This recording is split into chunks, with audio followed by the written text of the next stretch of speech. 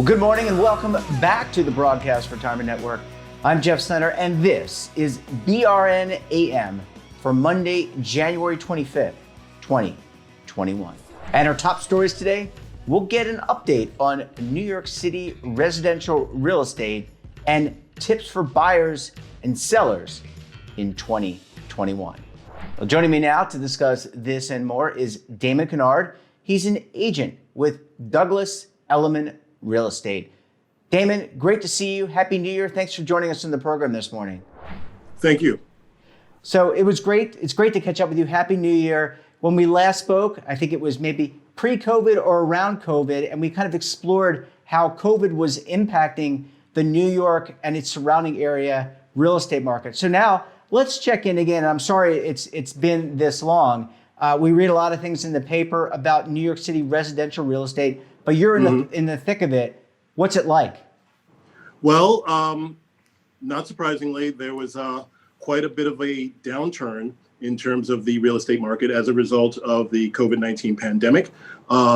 Particularly hardest hit was the rental market in New York City. Understandably, because renters are not necessarily tied into their leases. They can break leases very easily and just leave the city without having the ties of ownership. So we saw a huge plummet in the amount of occupants in rentals. What is typically a 1 to 2% vacancy rate in New York City ballooned to about 15%. So that was probably the hardest hit market. In terms of sales, we also saw a pretty dramatic pullback in the total number of sales by about 50% from the previous year. So it was pretty tough. Obviously, there were shelter-in-place orders, which prevented people from even showing properties for the first, I would say, 2-3 months of the pandemic and the shelter-in-place orders. So that slowed things down significantly. The good news was that a lot of people who were in contract at the time did follow through with their contracts and then continued to buy. So sales kind of stabilized on that front. Some people did pull out of contracts, but for the most part, everyone followed through on the contracts they had signed. But overall, there was just a really huge pullback, both in the rental and sales market. And Damon, when you look at you follow it through to now. We're talking in January, obviously. We've been through almost a year of the pandemic. We have a vaccine. Have things started to return to normal? I know we've been reading about people kind of fleeing the cities, not necessarily just New York, but Chicago, Los Angeles, maybe doing, because they're working remotely, they might be going to a different part of the country just temporarily. Have you seen the activity begin to pick up since we last spoke? Yeah, absolutely. So that's kind of a multi-phased question you have there. So one of the things, let's speak more to the positive first, which is that what we saw recently in the most recent sales report was that there was actually a 39% increase in the total number of sales from the third quarter in Manhattan. So first of all, that's obviously an incredibly dramatic spike of 30%. But what's also true is that typically the third to fourth quarter sees a bit of a drop off, like in a quote unquote normal market. So that is a very encouraging sign that buyers are starting to come back. They were lured in by the lower prices. They were lured in by less competition. And they were looking for deals, and they felt that a lot of people still feel that long term, New York and New York City is a really great investment opportunity. So to your second sort of point that I think you unintentionally made is that in terms of people leaving the city, we did see approximately 400,000 people, which is about 5% of the population, which is not a small number. A lot of people went to the upstate, into the suburbs, out to Long Island, but many of those people were temporary, and many of those people are looking to come back. Some people actually simply just moved to some of the outer boroughs, like Brooklyn or Queens, just because you get a little bit more elbow room in the outer boroughs. So I don't think it's a massive exodus per se that maybe that might be sort of, you might have heard, but it was substantial. And I do think a great majority of it was temporary. And I think that many of those people who did leave on a more permanent basis were actually probably planning to leave anyway, and that the pandemic just kind of sped up their timeline. Yeah, and I agree with you that, I mean, New York City is a great city. I think that this Absolutely. is only temporary because with the pandemic and maybe people, like you said, decided they would need a little bit more elbow room. Damon, in terms of the types of deals, and we'll go into some tips for both buyers and sellers in our second segment, but the types of deals, are you seeing, when it comes to buying, are you seeing more cash-only deals? I mean, what is really attractive or attracting buyers and sellers to kind of work together? Is it pre-qualification? What can you tell us? Well, on the buy side, I mean, interest rates are insanely low. So even if you have the cash, it's just very advantageous to actually finance because money is just so cheap right now. So we are seeing typically when you see like maybe a kind of 50-50 split between cash deals versus finance deals, you're actually seeing it lean a lot heavier towards financing because they can. Oftentimes cash is king, and certainly a cash buyer is much more attractive for a seller. But in this past year, any qualified buyer is a welcome sight to a seller in this market. So I think that's where we are in terms of financing versus cash buyers. And then last question for this segment, Damon, you mentioned, this is a great time in New York City if you want to invest, buy a home, maybe you want a second home, or maybe you just want to enjoy the city, and eventually it will get reopened completely, and you'll be able to go out to the nice restaurants and Broadway and see shows and go to the sports games and take your kids to the park. What do you kind of think in terms of that? I mean, are you seeing or thinking that the type of buyer will change, or will it be the same kind of demographic you've consistently seen? Really good question. I do think that once things return, knock wood, I do think that it will be back to normal. I don't think we're going to see a dramatic shift in the profile of the buyer. I think that people who would like to raise a family here in New York and be close to like the culture and the history of New York will continue to make purchases and investments here. I think that young professionals will be attracted. I think that that while there is, certain technologies aren't going away. So I do think that will be part of the landscape, and maybe certain tech companies won't invest as heavily in a commercial space. Potentially, who knows, time will tell, and allow more workers to work remotely.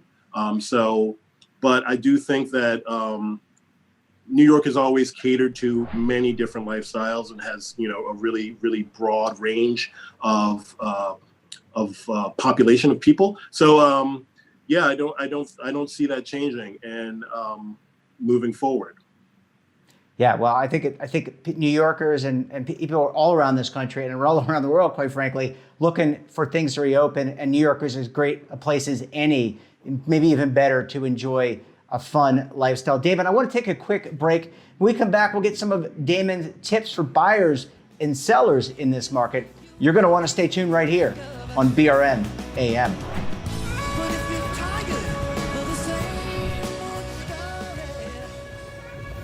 Imagine a new television network that will make you richer, healthier, and in control of your financial future.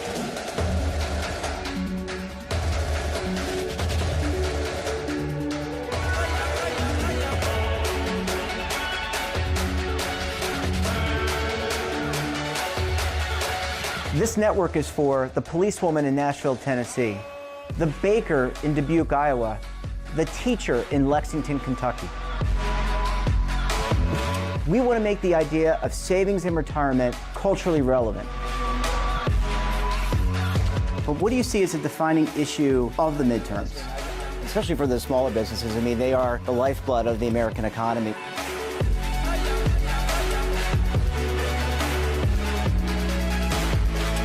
Featuring exclusive interviews, current affairs, and docuseries.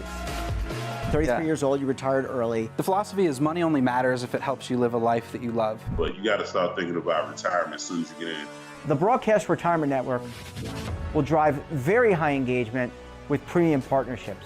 So this isn't retirement and savings for your parents or grandparents. This is for all Americans. And we're going to change the way you think about money.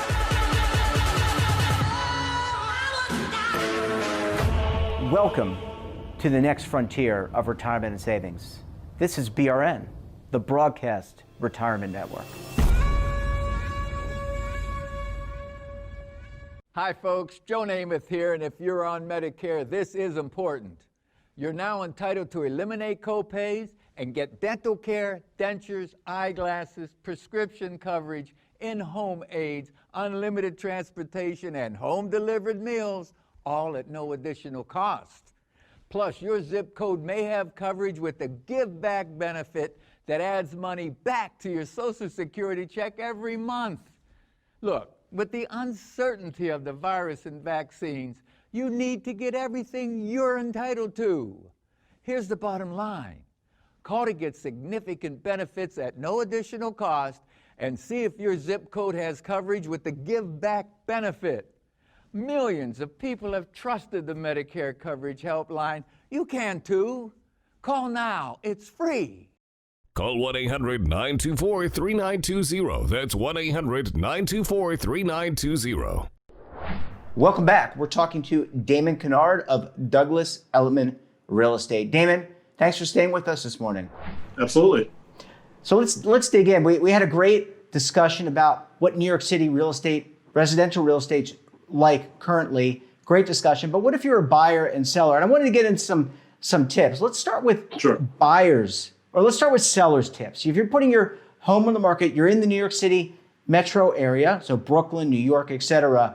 What are some of your big tips about how to sell your property and sell it quickly? Sure. Well, I always say that it kind of comes down to what I call 3 Ps, which is pricing, presentation, and publicity, as it were. Obviously, pricing is first and foremost. If you don't have the right price, then you're just not going to get any traction. You're not going to get any traffic. People just aren't going to be interested because they just don't see you as a serious seller. So it's really important to get the pricing right. Make sure you check what the competition is doing. Be informed of what's going on in the market and price your properties accordingly. Second, of course, is publicity, marketing, really getting it out there to as many aggregate sites as possible, word of mouth. Be heavily involved in the brokerage community. I recommend that. I'm obviously biased on that, but certainly you just want as many people talking about your property as possible. You want as many people seeing it, as many people as possible interested, because the greater the number of people that are seeing your property and know about your property, the greater your chance of getting more buyers and a higher number. And then last but not least is just kind of the presentation of it, which is once, obviously staging is important, but if you don't have a budget for staging, just make sure that it's really neat, tidy, clean, professionally cleaned. Clean the windows is always a really good tip. Let in as much natural light as you possibly can. And make sure you're really just putting on a bit of a show. Really laying out a lifestyle that potential buyers can see for themselves when they're making that investment. Damon, when it comes to buying, so we just talked about the seller, when it talks about the buyer, and you mentioned really staging and making this look like a place that you want to live in, that's got great natural light. What is it like selling, or what should you be thinking about when you're looking to buy in this market? Are you using technology, for example? I mean, obviously there is COVID pandemic, so that probably adds a little bit of a wrinkle about the number of visits you can make in one day. You have to carry sanitizer, things like that. But Yeah. but what are some tips for those buyers out there? Sure. Well, I think a lot of it doesn't change in terms of what you need in order to look like an attractive buyer. I think first and foremost, that's what you need to do. Even if there isn't as much competition as there was, say, a year ago, pre-pandemic, you still want to look like you're a serious buyer. So that's the really important thing. So making sure that you have your financing in place, make sure you have your legal team in place, your title team, your agents, everything is in place so that you can show a potential seller that you're ready to go. So that has not and will not ever change. But in terms of kind of strategy, there are limits as opposed to how people can view properties. We do have a litany of COVID-related forms that have to be signed prior to showings to just make sure that you haven't tested positive, that you haven't been in contact with anyone who's tested positive, that haven't run a fever. You have to have all these disclosures that you have to sign. Obviously, we can't do open houses anymore, which actually is just kind of a funny little drawback, is that I was always a fan of open houses because when I represented buyers, because we could see what the competition was thinking. So, you could kind of hear the chatter. If a lot of people were really interested in it, then you kind of got a sense that maybe you'd be in a bidding war if you really like the property, things like that. So it's a little harder to kind of scope out what others are thinking with this pandemic of just one showing at a time. But last but not least on that, I would just say is, do you love the place? I mean, it's a huge investment for a vast majority of the buying population out there. It's the largest purchase you'll ever make in your life. And at the end of the day, it's whether or not you can see yourself there. So I wouldn't worry too much about, resale abilities or whether or not the neighborhood is going to, appreciate over time. At the end of the day, we're really you're making a home for yourself. And that is the absolute most important thing is, can you see yourself happy there? Yeah.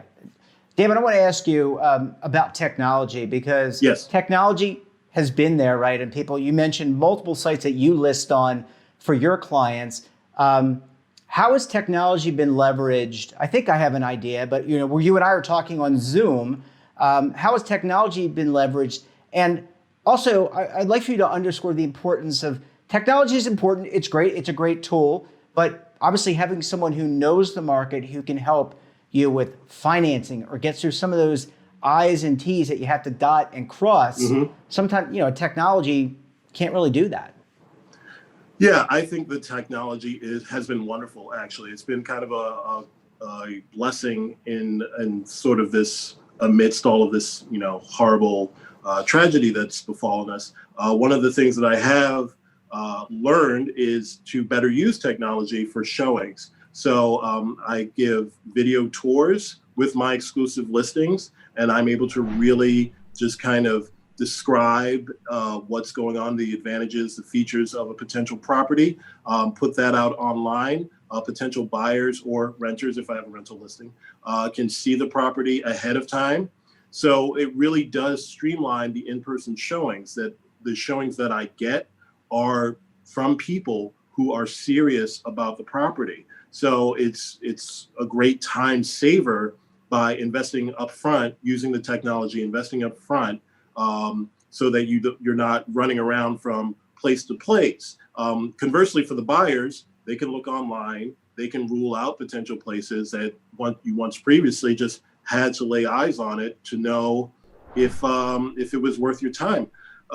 Pictures are great, but pictures don't tell the whole story. Video is a much more compelling narrative for the type of properties that you're looking at.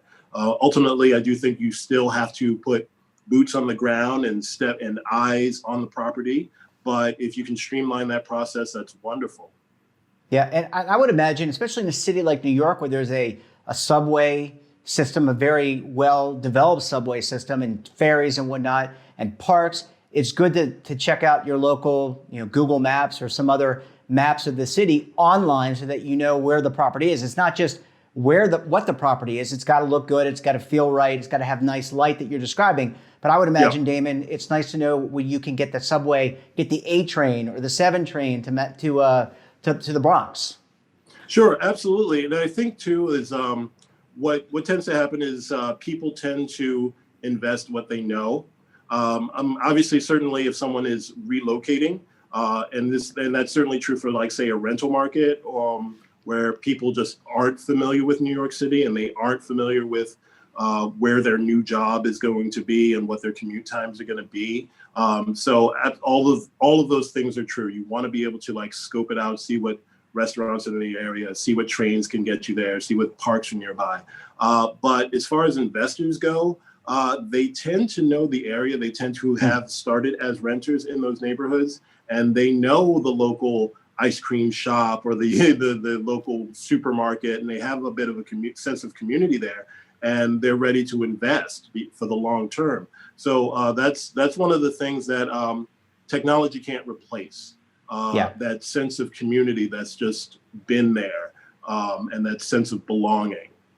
Yeah, absolutely. Well, Damon, I want to thank you very much for spending a few minutes with us, and really appreciate that, and look forward to having you back on the program a lot more sooner than last time. Thanks so much, my friend. My pleasure. Thank you. That wraps up this episode of BRN AM. Have a topic of interest, someone you think we should talk to, then drop us a line. And don't forget, for all the information in retirement markets, technology, personal finance, so much more, all in one place, check out our daily newsletter, The Morning Pulse. So until tomorrow, I'm Jeff Snyder. Stay safe, keep on saving, and don't forget, roll with the changes.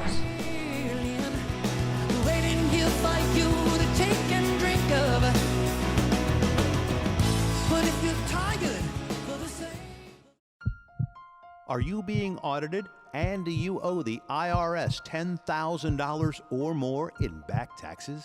Is the IRS threatening to take more of your money? Don't fight the IRS alone. The Tax Doctor is here to help you negotiate your tax bill and reduce your stress. The IRS can freeze your assets and seize your bank accounts, but you can stop these IRS actions.